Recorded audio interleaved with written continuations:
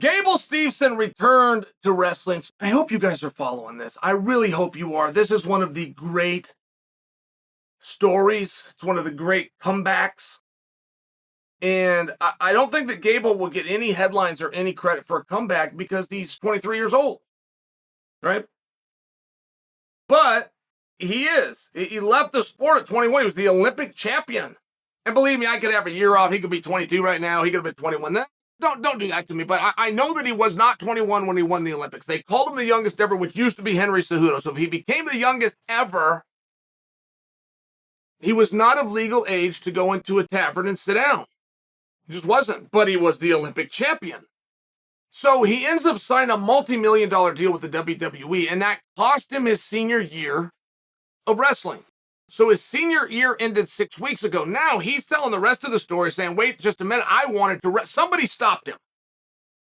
And whether that was WWE or moreover that was the university. And I believe it was the university.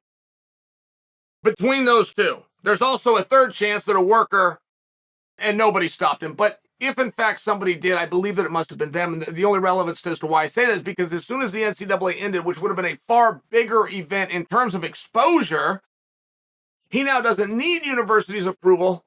He's wrestling the first chance he gets, which is the National Open. So he ends up drawing Mason Parris in the semifinal. That's awesome.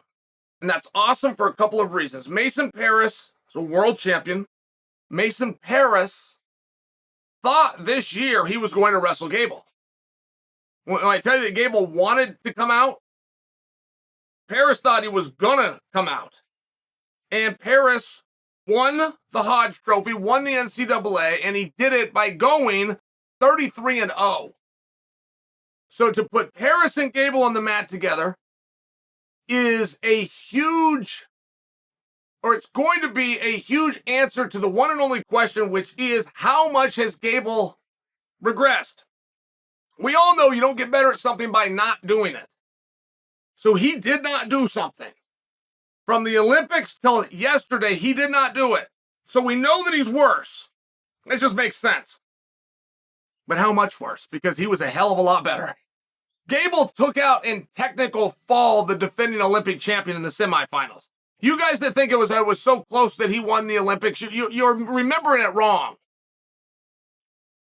Even his match with the Georgian, the guy got 2 gut wrenches. That 4-second exchange is the only thing that made that match close. It was not close. Gable kicked his ass, but Gable he technical falled the defending champion of the Olympic Games. And when he technical falled him, it wasn't 20-10, it was 8-0. So not only did he technical fall him, the Olympic champion could not score on Gable Steveson. He couldn't score. He ran through the Olympics like a hot knife through butter. Don't tell me about the 0.2 of a second. You're telling it accurately. But I am too to tell you that was not a hard match. It just turned out to be close. Now, Gable versus Mason is very relevant. They met up in the Big Ten Finals a couple of seasons ago. Ends up being 8-6, which is a bit of a surprise. 8-6, but that tells the world Mason can beat him. Mason's right there. So we get to the NCAAs. They come back into the finals, and Gable made it pretty. He made it look easy. Off the top of my head, I'm about a 9-3, about an 8-3. It wasn't that close of a match. Gable dominated him. All right. So Gable could beat Parris yesterday, but it's going to be tight. I mean, if it's a 1-point match or a 2-point match, we're going to see, right? He had a lot of room he could give up. He's one of these guys. He could give up ground and still be the best. It went the other way. He decked him. I turned the match on. I got a back and forth going with Flow. They didn't do Flow Zone for whatever reason. So now, you got to have 3 devices out just to know what mat they're on. Flow decides that it's a good idea to stop tweeting. Midway through the senior nationals, they stopped tweeting. USAW put out some tweets, but they're always late. They're like, hey, here's what happened in the quarterfinals. They'll tell you what happened. They won't tell you what's about to happen. So I just mean, as a viewer, it is so colossally hard. Okay, great. I can beat the system because I'm used to this ineptness by these organizations. So I got my television on one thing, I've got my son's laptop over here, and I have my own phone. So of the formats, I got 3 of them going. Okay.